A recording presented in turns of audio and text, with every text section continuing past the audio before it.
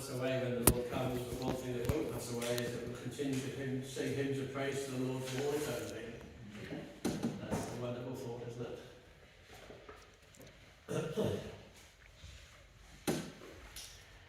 Well, as we look at guests, I want to share with you this morning a few thoughts based upon the prophet Elisha. As some of you may know, the name of Elisha means God is Saviour. And perhaps his greatest claim to fame is that Elisha was a disciple and then a successor to the great prophet Elijah. The ministry of Elisha then extended for a period of some 50 years, spanning the reign of 6 Israelite kings, and is found in 1 Kings chapter 19, verse 16, when Elisha was first called by Elijah to be his disciple. Going on to 2 Kings chapter 13, verses 20 and 21, when Elisha died and then he went home to glory. Now it was during this time, nearly 3,000 years ago, Elisha was recorded to have performed 17 different miracles, showing forth the power and the presence of God. The first miracle of Elisha, of course, was the parting of the river Jordan with the cloak of Elijah, so that Elisha was able to cross over on dry ground. The second and third miracles of Elisha were the healing of the waters at Jericho, and also the disciplining of 42 rebellious youths at Bethel by the use of 2 she-bears. You read about that at the end of 2 Kings chapter 2. Again, the fourth miracle of Elisha is found in 2 Kings chapter 3, where we read of the defeat of the king of Moab by the filling of the ditches in the desert with water. And so bearing this in mind, we're going to study the fifth miracle of Elisha this morning, found in 2 Kings chapter 4, verses 1 to 7, where we have the miracle of the widow's oil.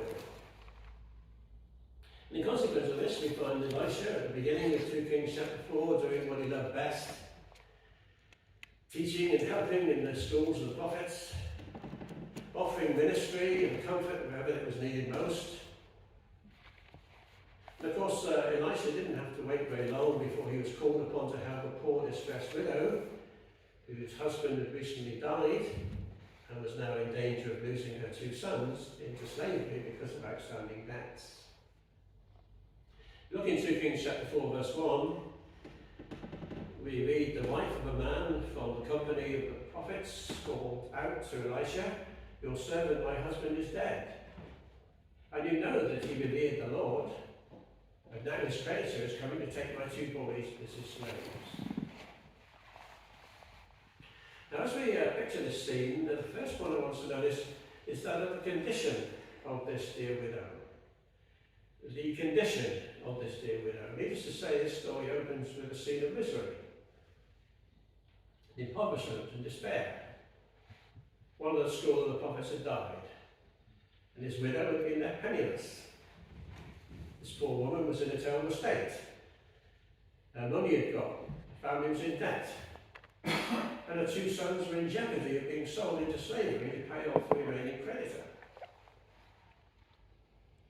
It's very common to point out, no doubt this husband who had died was known personally to Elisha.